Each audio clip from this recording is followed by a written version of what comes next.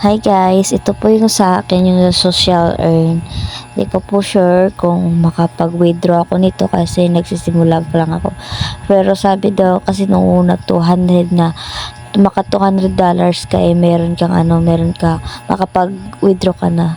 Pero nung nag 200 above na ako, meron doon nakalagay na kailangan makapag 30 invites para makapag-start ka mag-cash out. Tsaka nakita ko naman sa ibang mga review, uh, nakapag-cash out naman sila, kaya lang process siya, mag-antay ka talaga.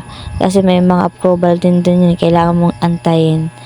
So, titingnan natin kung makapag-withdraw ako nito. So, abang-abang lang kung anong mangyayari. Makapag-withdraw ako. Mag-upload din ako ng panibagong video. Thank you.